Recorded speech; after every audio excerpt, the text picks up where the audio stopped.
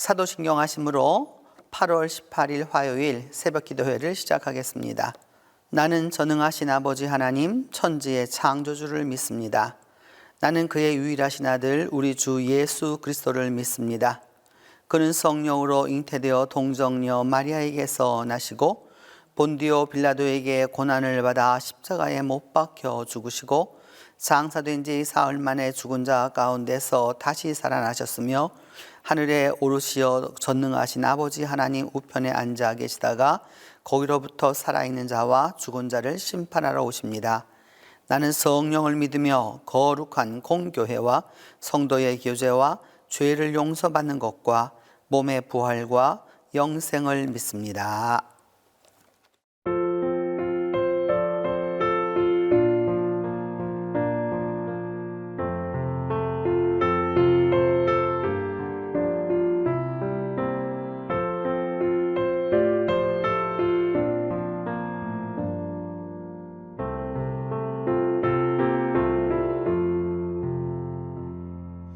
죄짐 맡은 우리 구주 어찌 좋은 친구인지 걱정 근심 무거운 짐 우리 주께 맡기세 주께 고함 없는 받지 못하네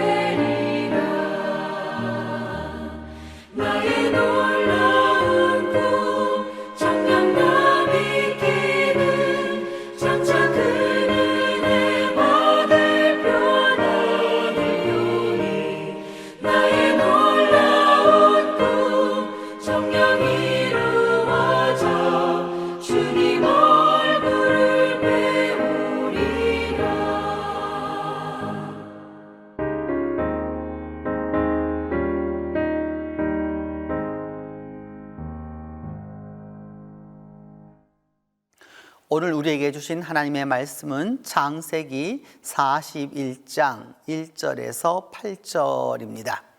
구약성경 창세기 41장 1절에서 8절입니다. 만 2년 후에 바로가 꿈을 꾼즉 자기가 나일 강가에 서 있는데 보니 아름답고 살진 7 암소가 강가에서 올라와 갈밭에서 뜯어먹고 그 뒤에 또 흉하고 파리한 다른 7 암소가 나일 강가에서 올라와 그 소와 함께 나일 강가에 서 있더니 그 흉하고 파리한 소가 그 아름답고 살진 7 소를 먹은지라. 바로가 곧 깨어 다시 잠이 들어 꿈을 꾸나 한 줄기에 무성하고 충실한 7 이삭이 나오고 그 후에 또 가늘고 동풍에 마른 7 이삭이 나오더니 그 가는 7 이삭이 무성하고 충실한 7 이삭을 삼킨지라. 바로가 깬즉 꿈이라. 아침에 그의 마음에 번민하여 사람을 보내어 애굽의 점술가와 현인들을 모두 불러 그들에게 그의 꿈을 말하였으나 그것을 바로에게 해석하는 자가 없었더라. 창세기 41장은 이제 그 바로의 꿈을 통해서 요셉이 총리가 되는 바로 그러한 아주 극적인 장면입니다. 역시 꿈에 대한 이야기가 그 줄을 이루게 되고 또 그 꿈을 통해서 하나님이 어떻게 계시하는지를 보여주는 것입니다. 바로에게 주어진 꿈은 이런 것이었습니다. 바로가 7 소 꿈을 꾸게 됩니다. 세월이 얼마만큼 흘러갔느냐 하면 만 2년이 흘러갔습니다. 만 2년이라고 하는 기간 동안에 역시 그 요셉은 감옥에 있었죠. 그 감옥에 있었는데 만 2년이 지난 후에 바로가 꿈을 꾸었습니다. 이 바로가 꿈을 꾸었다라고 하는 이야기와 여러분 그 시종장 특별히 음식을 그 모든 연회를 주관하는 그 와인 베어러라고 말하고 있는 그 이 술 맡은 관원장을 이제 여러분 기억하시게 될 때가 되었습니다. 꿈을 꾸었는데 바로가 어디인가에 서 있었습니다. 나일 강가에 서 있었던 것이죠. 나일강이라고 하는 것은 오늘날 우리들은 강이라고 그냥 지역적인 그냥 물체로만 생각하지만 그 당시 사람들은 그렇게 생각하지를 않았습니다. 이 하숫가라고 하는 것, 모세가 바로 이 나일강 하숫가의 그 갈대 사이를 넘어서 지나갔던 때가 있었었죠. 태어날 때 그 상자에 그 실려서 바로 갈대 사이에 두었던 것도 볼 수 있고 또 그 하숫가에 서서 그 모세가 그 애굽의 여러 술객들과 함께 그 서로 그 제주를 겨뤘던 때도 있었습니다. 또한 이 하수를 치던 그 지팡이 그 우리 성경을 통해서 많이 알 수 있고 그 애굽의 아주 곡창을 이렇게 데리고 다니는 그 운송하는 그런 것들로도 사용되었고 그 강물이 그 창이 홍수가 나는 것도 알 수 있고 이런 그러한 강이었습니다. 그런데 이러한 강에 어떤 일이 벌어지게 된 왜 하필이면 이 하숫가가 나일강이 배경이 되었을까요?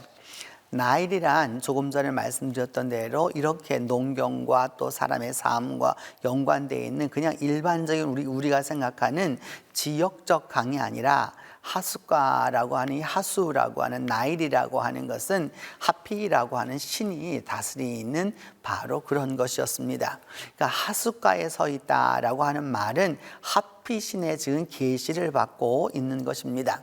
하피는 물을 주관하는 신이었기 때문에 그 물을 이렇게 해서 애굽의 모든 사람들에게 공급하는 것이었죠. 노아의 홍수는 그 메소포타미아의 영향을 받았기 때문에 홍수가 그 나쁜 것이었습니다. 그리고 백성들의 삶을 피폐하게 만들고 다 망가뜨리고 전부 그런 것이었던 것에 반하여서 애굽의 홍수라고 하는 것은 축복이었습니다.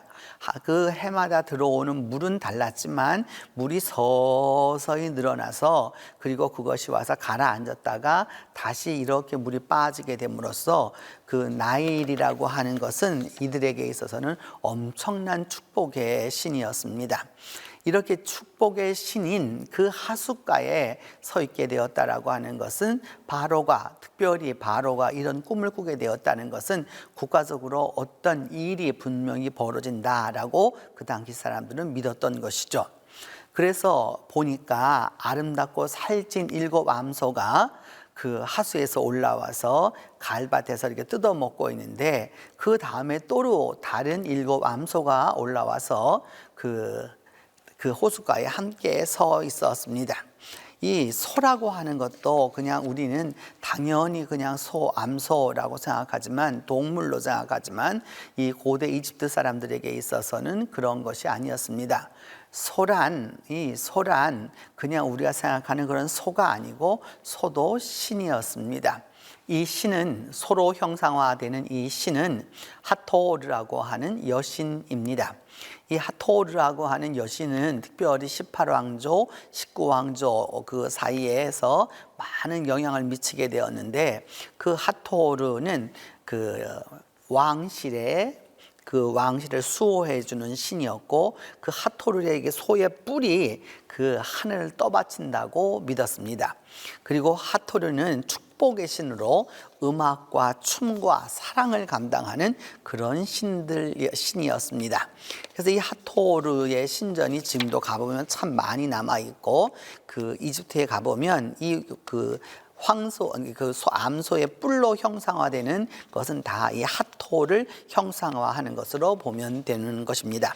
그래서 이처럼 이런 하토르의 축복의 신이 그 계시를 내리게 되었는데, 살진 암소만 나왔다면 문제가 없었겠죠. 근데 그러지 못하고 이 또 아주 파리한 암소도 나오게 되었다라고 하는 것을 알 수 있습니다. 그래서 이 파리한 암소가 나오게 되었다라고 해서 이 암소 파라라고 하는 것도 기억해야 되고, 우리가 이 가알밧이라고 하는 이집트어는 그 본시 그 홍수 후에 이제 물이 다 들어와서, 물이 적당히 들어와서 풀이 마음껏 자라게 되는 바로 그러한 상황인 것이죠. 그러니까 결국은 보면 그 이집트에 있어서 홍수가 져서 이제 풍요로움이 주어지는데, 그래서 하토리 분명히 그 계시를 주었는데 파리한 암소가 있었다는데 바로 문제가 되었던 것이죠. 그 흉악한 그 파리한 소가 아름답고 살찐 7 소를 먹어서 놀래서 바로가 꿈을 깨었기 때문입니다. 이 파리한 그 동물이 먹지 못해서 흉년이 올 것 같은 그런 모습으로 이렇게 나타나고 있는데, 이것을 보면 당시 사람들이 어떤 의미를 추구하려고 했었는지를 알 수 있습니다. 그리고 난 다음 꿈을 깼다가 다시 잠이 들었습니다. 근데 이번에도 역시 무슨 꿈을 꾸게 되었느냐 하면, 한 줄기에서 무성하고 풍성한 7 이삭이 나왔습니다. 7이라고 하는 숫자는 고대 근동에 있어서 완전 숫자입니다. 그러니까 더 이상의 것을 말할 수 없는 그런 의미가 되는 거죠. 7 이삭이 나와서 이게 무성하고 충실한 7 이삭이 나왔으니까 기쁨을 상징하는 것이었겠죠. 그런데 곧 어떤 일이 일어났느냐 하면, 아주 세약하고 동풍의 마른 이삭이, 동풍이란 그 성서 시대에 있어서는 그 나쁜 의미로 쓰입니다. 재난의 의미이고 재앙의 의미이고, 더 이상 어떻게 저항할 수 없는 그 신의 진노로 표현할 때 그것을 동풍이라고 보통 말하게 되는데, 그래서 마른 바람이 와서 다 말라버리게 만드는 것입니다. 꼭 한국으로 말하면 서리와 같아서 이제까지 모든 농사로 있었던 것들이 전부 다 망가지게 되는 것이죠. 동풍이라고 하는 것을 보면, 그 모세가 애굽 땅을 지나서 나아갈 때 그 동풍으로 메뚜기를 불러들이기도 했었던 적이 있었고요. 또 여러분들이 잘 아시는 그 홍해 사건에 있었을 때 모세가 동풍을 일으켜서 그 낮과 밤에 미쳐서 쭉 그 일이 있어서 바닷물이 물러가게 해서 땅이 말라서 그것을 했던 적도 있습니다. 또한 동풍을 보면 그 요나에게 있어서 하나님이 뜨거운 동풍을 준비하자 그 머리 위에 있었던 여러분 아시는 그것이 다 사라져 버리게 되는 바로 그런 것이었죠.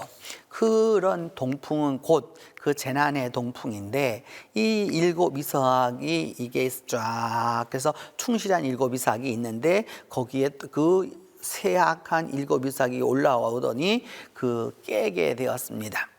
왜냐하면 그 일곱 이삭이 이것을 먹었기 때문이죠. 그래서 바로는 이 꿈을 꾸어서, 이 두 가지 꿈을 꾸어서 그 마음이 아주 심히 번민했습니다. 이 아침까지 마음이 번민했다라고 하는 말은 신이 분명히 계시를 주었습니다. 하피라고 하는 나일의 신과 하토르라고 하는 신이 이렇게 다 계시를 주어서 분명히 주었는데 그 꿈을 해석할 수가 없는 것입니다. 그래서 아침이 되도록 번민해서 그 괴로움 사이에 있었을 때, 우리가 여러분 알지 못할 때 무언가 하나님으로부터 오는 뜻이라고 하는 걸 분명히 알고 있지만 그것을 깨닫지 못할 때 그 번민하지 않습니까? 시편 같은 데 읽어보면 내가 주께서 눈을 붙이지 못하게 하시니 괴로워 말할 수가 없다라고 이렇게 표현하고 있습니다. 분명히 신의 뜻이 있습니다. 하나님의 뜻이 있습니다. 알지 못합니다. 여기에 인간의 괴로움이 있게 되는 것이죠. 바로 이와 같은 것을 통해서 우리는 그 번민함이 무엇인지를 알게 됩니다. 그러자 바로는 이제 그 애굽의 그 술객들을 불러 모읍니다. 술객들이라고 하는 것은 왕의 옆에 있으면서 왕에게 일어나는 그 일들에 대하여서 신들의 뜻을 해석해주는 바로 그런 일을 담당하는 사람들입니다. 그래서 성경에 보면은 박사라고도 표현했고요, 박수라고도 표현했고, 술객도 이렇게 표현했습니다. 그래서 이들이 이렇게 여러 가지 그 재앙을 베풀었을 때도 그 나타나게 되는 것을 볼 수 있는데, 이러한 그 박사들을 불렀지만은 무엇이 문제가 되었느냐? 이 박사들과 술객들이 그 꿈을 다 알려주었지만은 그 꿈에 대하여서 해석을 하지 못하게 된 것이죠. 여기에 이제 문제가 있게 되는 것입니다. 그 많은 사람을 불렀습니다. 그리고 전문가들입니다. 근데 그 전문가들이 그것을 이해하지 못하게 되는 바로 그와 같은 상황이 된 것입니다. 오늘 이 본문을 보면서 우리가 기억해 두어야 될 것은, 오늘도 하나님은 우리에게 말씀하십니다. 아주 다양한 방식으로 말씀하시죠. 근데 그것을 올바로 깨닫지 못했었을 때 우리에게 번민이 있고 우리에게 고민이 있는 것을 우리가 놓칠 수가 없는 것이죠. 우리의 삶도 별반 다르지 않기 때문입니다. 그런 부분에 있어서 여러분, 오늘 이제 우리 믿음 안에서 살아가는, 오늘 하루 동안 살아가는 동안에 하나님이 우리에게 알려주신 그 뜻이 있었을 때 올바로 깨달을 수 있게 해달라고 우리 함께 기도하겠습니다. 다 같이 기도합니다. 하나님, 우리가 오늘 하루를 살아가면서 주님의 뜻을 올바로 이해할 수 있도록 도와주시옵소서. 하나님이 꿈으로, 또한 우리가 만나는 사건으로, 또 만나는 일로, 만나는 사람으로 주님의 뜻을 알게 해 주실 때에 하나님께서 함께 하여 주셔서 우리가 그 일로 인하여서 주님의 뜻을 올바로 찾을 수 있도록 주께서 도와주시옵소서. 또한 이 주님의 뜻을 찾고자 하는 이들에게 우리가 주님의 뜻을 알려줄 수 있는 지혜로운 자가 될 수 있도록 하나님이 함께하여 주시옵소서. 그리하여서 오늘도 주님의 뜻을 찾아가는 아름다운 하루가 되게 하여 주시옵소서. 이제 주님께서 가르쳐 주신 기도 다 함께함으로 오늘 새벽 기도회를 마치도록 하겠습니다. 하늘에 계신 우리 아버지, 아버지의 이름을 거룩하게 하시며 아버지의 나라가 오게 하시며 아버지의 뜻이 하늘에서와 같이 땅에서도 이루어지게 하소서. 오늘 우리에게 일용할 양식을 주시고 우리가 우리에게 잘못한 사람을 용서하여 준 것 같이 우리 죄를 용서하여 주시고 우리를 시험에 빠지지 않게 하시고 악에서 구하소서. 나라와 권능과 영광이 영원히 아버지의 것입니다.